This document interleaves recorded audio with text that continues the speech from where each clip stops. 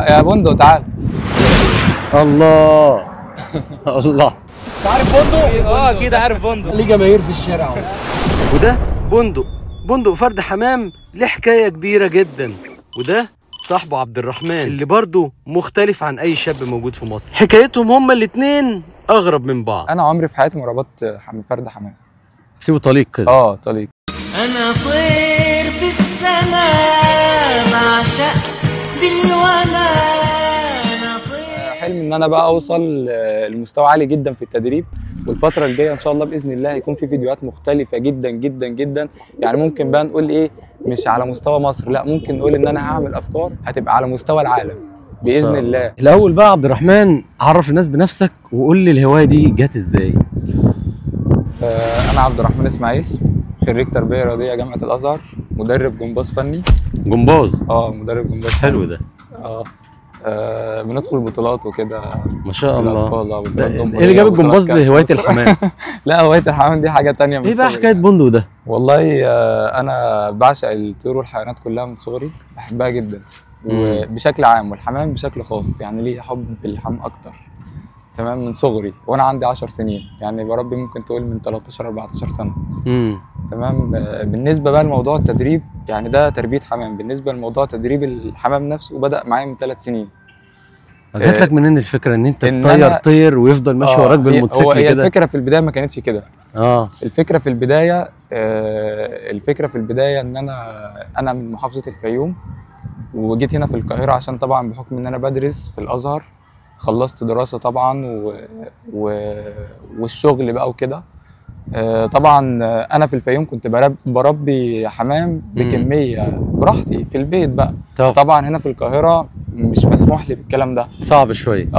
فحبيت ان انا فكرت ان انا يكون معايا حاجه، يعني طير واحد، ان هو ما يكونش يعمل يعني ايه، ان مشكله للناس. مشكله للناس، وفي نفس الوقت ان تكون برضو انا ما بعدتش عن الهوايه بتاعتي. انا بحب الحاجه دي، فتكون معايا حاجه اليفه تكون معايا باستمرار. حلو. فبدات بقى من 3 سنين، يعني ممكن تقول مثلا من اخر 3 جامعه كده. تعالي روقه.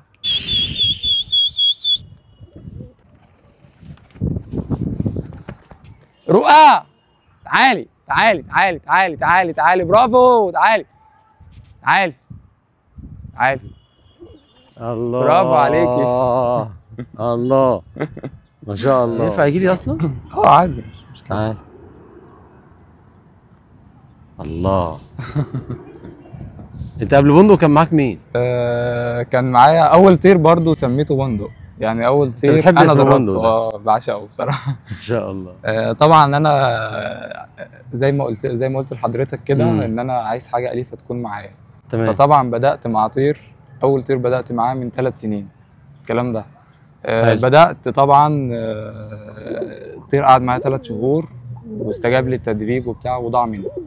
ضاع ازاي بقى؟ ضاع مني يعني بيطير ما بيرجعش؟ انا الطير في السقاره بيربطوا الطير اللي هو العقاب او الصقر من رجله، حاجه اسمها سبوق. اللي هو دبله دي؟ لا دي حاجه تانية. الحبل ده اسمه سبوق. بيربطوا لحد ما يدربوا يعني على مستوى عالي جدا. بيبدا بقى يشيل السبوق ده. خلاص عارف مكانه بقى. لما بيطير بيرجع. بيطير بيرجع. لكن في البدايه السبوق ده بيفضل في ايد المربي وفي رجل الطير. انا عمري في حياتي ما ربطت فرد حمام. سيبه طليق كده. طليق، لان كده تلاقي ضاع لي في بدايه التدريب. انا ضاع لي كذا فرد، ومات لي كذا حاجه. ان طبعا الموضوع انت بتخاطر قوي. هتشوف الفيديوهات دلوقتي واحنا ماشيين في وسط العربيات، والاخ بندق ده ربنا يحميه يعني. فطبعا ايه، ضاع لي كذا حاجه ومات لي كذا حاجه، لحد بقى ما جبت بندق ده مش انتاجي، مش فرخي، كان جاي لي هديه النوع ده. والله ده اسمه ايه بقى النوع ده؟ النوع ده خضاد. نوع خضاد. نوع اسمه خضاد. النوع ده اصلا عايز اوضح حاجه، النوع ده اصلا ما بيطيرش كتير اصلا. يعني هو بيحب يقعد عنه ان هو ما بيطيرش كتير. النوع ده بترجه على الارض كده يفضل يتشقلب. هو ربنا خلقه كده، انا مش مدربه على الكلام ده. سبحان الله. ربنا خلقه ان هو بيفضل، ده طبيعته. طبيعته ان هو يفضل يتشقلب على الارض. فان انا اوصل معاه للليفل الطيران ده، لا يعني ده فضل انت كبير من انت ربنا. اصلا جت لك منين الفكره ان انت اصلا ان انت تمشي بالموتوسيكل ما هو وحاجة في تمشي البدايه وراك؟ دي بقى بتاعه المربي في البدايه. هو الفكره انا شفت فيديو بره مصر. من بره مصر؟ اه في مصر محدش عمل لا الكلام ده؟ محدش، لا الحمد لله. ده رقم واحد في مصر يعني. اول واحد يعمل حوار الموتوسيكل ده في مصر الحمد لله. ما شاء الله. والمستوى العالي ده يعني الله أكبر. مش موتوسيكل يعني، لا والله الله اكبر، ده انا بقيت خايف عليه وانا ماشي جنبه، وانا خايف عليه جدا. بس فطبعا انا شفت الفكره، فطبعا انا عارف الطير ده عمره بندق، ده عمره سنه و3 شهور ما شاء الله. معايا. تمام. انت كان جاي لك زغلول صغير؟ زغلول صغير. ياه. كان جاي لي هديه من حبيبي علاء عاطف، ربنا يبارك له. تمام. فحبيت بقى ان انا انفذ عليه الفكره دي. في البدايه طبعا كان بيخاف جدا، يعني في البدايه كان بيخاف جدا من اي اصوات في الشارع بعيده عن الموتوسيكل خالص. لما كنت بنزل به الشارع كان بيخاف. طبعا، ما انت بتقولي متعود يقعد يتشقلب على الارض. كان بيخاف جدا. تمام. فطبعا ده بقى كله تدريب واستمرار. بندق اكتر مسافه طارها متواصل 6 كيلو. الرزق عمره ما كان في يوم بكتر المال، في حد رزقه في صحة وحد رزقه عال، وفي حد رزقه في سترة ورزقه راحة بال. يعني الكمال لله مبدل الأحوال، كل لما يرضى. قول لي بقى النوعيه دي انت اخترتها او ما اخترتش الحمام الزاجل اللي هو المفروض بيطير مسافات وبيسافر هو بلاد؟ الحمام الزاجل انا سبقت سنه في الحمام الزاجل من الفيوم لاسوان. سبقت سنه وربنا كرمني وكسبت في سوهاج وكسبت في اسوان شهادات من معتمده. الفيوم لاسوان. اشرح يعني للناس بتعملوها ازاي المسابقه دي؟ المسابقه دي اول الطير انا عايز برضه اشرح حاجه. بندق بفضل ربنا مش مرتبط بمكان. اي حمام واي غاوي، اي حد بيربي حمام يفهم جدا الكلام ده، ان اي طير بيرتبط بمكان. انا ضاع لي طيور في التدريب بسبب ان هي ارتبطت بمكان.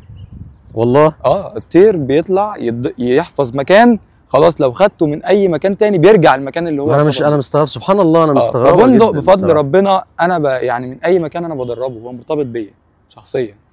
يعني الحمام المسابقات برضو يعني حتى المسابقات دي نرجع بقى ان هو بيبقى حافظ المكان ده مهما انت وديته فين، هو البوصله بتاعته خلاص. ايوه سبحان الله. هوري لكم حاجه من حب الطير فيا. يعني دلوقتي انا عامل له جلسه مساج، يعني الطير واقف اهو، هخليه ينام على ايدي.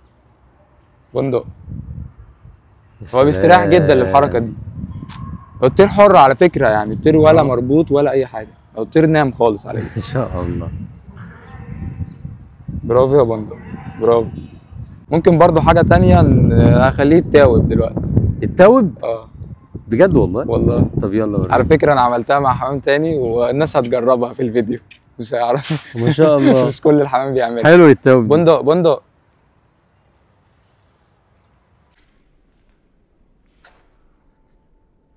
الله الله.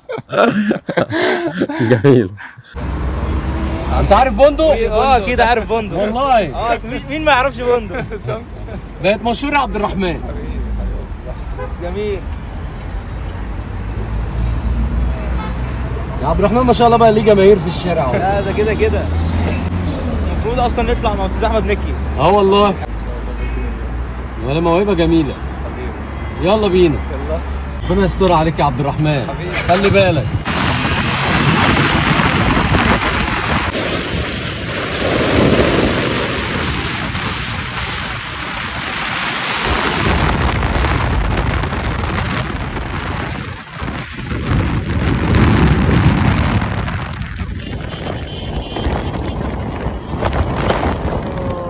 تعال. بسم الله بسم الله.